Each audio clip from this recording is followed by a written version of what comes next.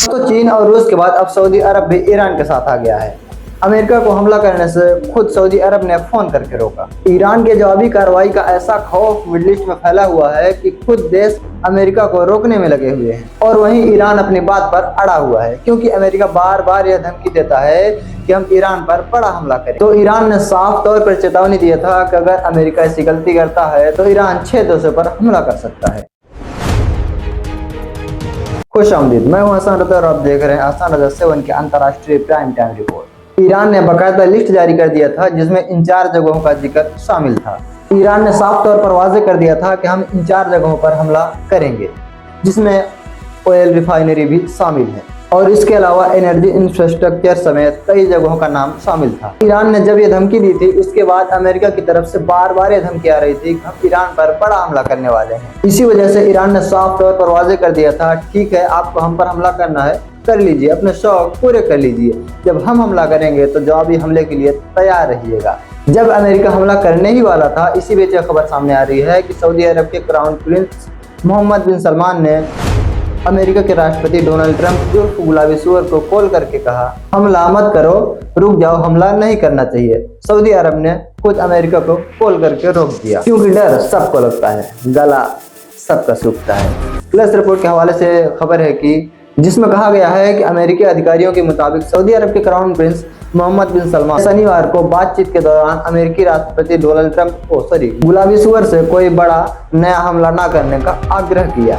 और मुझ लेटर के हवाले से भी लिखा गया है कि सऊदी अरब के उलट जहां पर क्राउन प्रिंस MBS ने ट्रंप के बड़े हमले को रद्द करने के कुछ घंटे पहले उनसे फोन पर बातचीत की। एक तरफ खुद सऊदी अरब है जो अमेरिका को हमला करने से रोक रहा है, क्योंकि सऊदी अरब अब और इस जंग में इन्वॉल्व नहीं होना चाहता। अब सऊदी अरब बिल्कुल भी ये नहीं चाहता कि कहीं से भी उस पर हमला हो। इसी वजह से वो दोनों से कह रहा है, यानी कि ईरान और अमेरिका दोनों से कह रहा है कि भाई हमले मत करो, बातचीत करके मामला निपटाओ, जिससे कि सऊदी अरब में भी शांति बनी रहे और मिडिल ईस्ट के बाकी देश भी बचे रहे। लेकिन यहाँ पर जो UAE है, UAE उल्टा कर रहा है।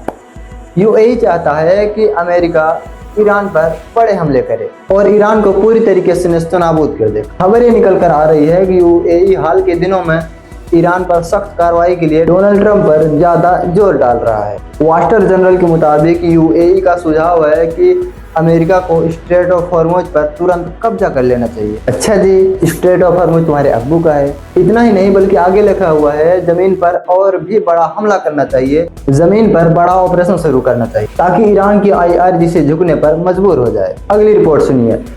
गल्फ देश ट्रंप प्रशासन की साफ रणनीति न होने की वजह से परेशान है, क्योंकि युद्ध खिंचता जा रहा है और उनके इलाकों में ईरान के हमले लगातार हो रहे हैं, जबकि उनके पास पेट्रियट इंटरसेप्टर का स्टॉक बहुत कम बचा है और सुरक्षा की कोई गारंटी नहीं है। गल्फ देशों को अब ये बात अच्छी तरीके से समझ में आ रहा है। अमेरिका का होना यानी कि सुरक्षा की गारंटी बिल्कुल भी नहीं। अमेरिका के होने से उनके देशों में और भी खतरा मंडरा रहा है। अमेरिका के होने से उनके देश में बार बार हमले हो रहे हैं, अब चाहे कुवैत हो, जॉर्डन हो, बहरीन हो, UAE हो या फिर कोई और देश। इन सब देशों में जब भी हमले हुए हैं सिर्फ और सिर्फ अमेरिका की वजह से। भाई मैं तो पहले ही कह रहा था कि अमेरिका पनौती है, डोनाल्ड ट्रंप सबसे बड़ा पनौती है। अब यहाँ पर जो गल्फ देश हैं वो भी ट्रंप से आज ही जा चुके हैं, इस गुलाबी सूअर से परेशान हो चुके हैं। उन्हें भी नहीं समझ में आ रहा है कि आखिर डोनाल्ड ट्रंप करना क्या चाहता है। सऊदी अरब ने देखा कि डोनाल्ड ट्रंप के पास कोई बड़ी रणनीति नहीं है, कोई अच्छी रणनीति नहीं है। ये बड़ा हमला तो कर देंगे, लेकिन जवाबी हमला इससे भी बड़ा हो सकता है, क्योंकि ईरान झुकने वाला तो है नहीं। ईरान कहीं भी इस पोजीशन में नहीं दिख रहा है को डोनाल्ड ट्रंप से आकर कहे कि भाई बातचीत कर लो। ईरान इस पोजीशन में है कि वो कह रहा है कि अगर अमेरिका को इस जंग को रोकना है तो आकर हमसे बात करे। ईरान ने यह बात साफ कर दिया है कि अब जहां डोनाल्ड ट्रंप प्रेशर बनाने की बार बार कोशिश कर रहा था, बार बार धमकी दे रहा था कि हम ईरान पर बड़ा हमला करेंगे, तो इससे ईरान डर जाएगा और खुद आएगा नेगोशिएशन करने के लिए। लेकिन ईरान ने ऐसा कुछ नहीं किया, क्योंकि डोनाल्ड ट्रंप ये चाहता है कि ऐसा करके हमले को टाला जा सके, क्योंकि डोनाल्ड ट्रंप की सेना खतरे में है, क्योंकि उनके पास पेट्रियट इंटरसेप्टर नहीं बचा है। उन्हें मिडिल ईस्ट से भागना पड़ रहा है। अलग अलग देशों में जो उनकी सेना है वो भागते हुए दिखाई दे रहे हैं। ऐसे हालात में डोनाल्ड ट्रंप असमंजस में फंसा हुआ था कि हम हमला करें या फिर ना करें। इसी बीच सऊदी अरब के क्राउन प्रिंस मोहम्मद बिन सलमान ने कॉल कर दिया और इनकी परेशानी को हल कर दिया। मोहम्मद बिन सलमान कहते हैं कि हमला मत करो, हमला किया तो जवाबी हमला बहुत भयानक हो सकता है। देखा जाए तो एक तरफ से वो सऊदी अरब ईरान के साथ भी आ रहा है, क्योंकि ईरान की तरफ से भी बयान आया है। प्लेस रिपोर्ट के हवाले से ईरान के विदेश मंत्रालय के जो प्रवक्ता हैं इस्माइल बकाई, जब यह सवाल उनसे पूछा गया कि सऊदी अरब ने अमेरिका को ईरान पर हमला करने से रोक दिया, जब यह सवाल इस्माइल बकाई से पूछा गया तो उन्होंने जवाब दिया कि अच्छी बात है, इस क्षेत्र के सभी देश ये समझते हैं कि क्षेत्र का भविष्य का हालात का असर उन पर भी पड़ेगा। अमेरिका के ईरान के खिलाफ लड़ाई असफल में पूरे क्षेत्र के खिलाफ लड़ाई है। पिछले 5 महीने में हमने देखा है कि अमेरिका की मौजूदगी से असुरक्षा और स्थिरता बढ़ी है। देशों के असुरक्षा को बढ़ने से रोकने की कोशिश करना स्वाभाविक है, लेकिन अनुभव से पता चला है कि ईरान की ताकत और उसके प्रतिरोधक क्षमता के अलावा कोई भी चीज दुश्मन को नहीं रोक सकती। यानी कि ईरान इस बात को कह रहा है कि अगर अमेरिका को कोई रोक सकता है तो सिर्फ और सिर्फ ईरान है, और कोई भी यह काम नहीं कर सकता।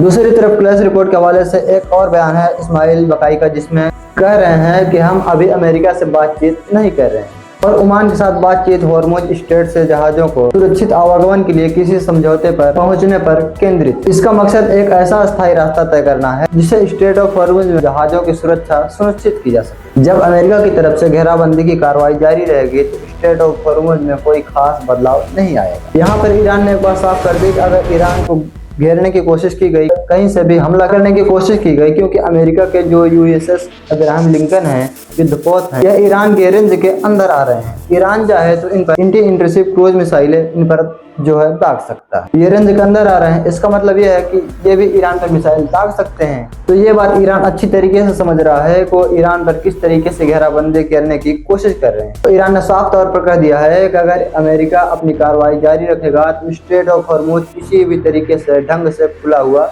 नहीं मिलेगा। अभी मौजूदा वक्त में जो भी बातचीत हो रही है सिर्फ और सिर्फ ईमान से हो रही है। अमेरिका से कोई भी बातचीत नहीं हो रही, नेगोशिएशन को लेकर या फिर बातचीत करने को लेकर किसी भी तरीके से अमेरिका से बातचीत नहीं हो रही।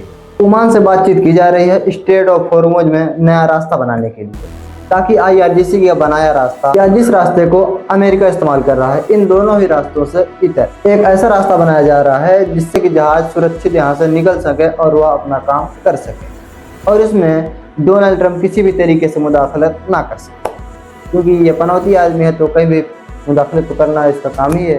क्योंकि ना ओमान ऐसा चाहता है कि अमेरिका वहाँ रुके और ना ही पाकि देश ऐसा चाहते हैं, क्योंकि डोनाल्ड ट्रंप जहाँ भी तालमेल बनाने की कोशिश करता है वही हमला हो जाता है। बहरहाल आज के लिए इतना ही।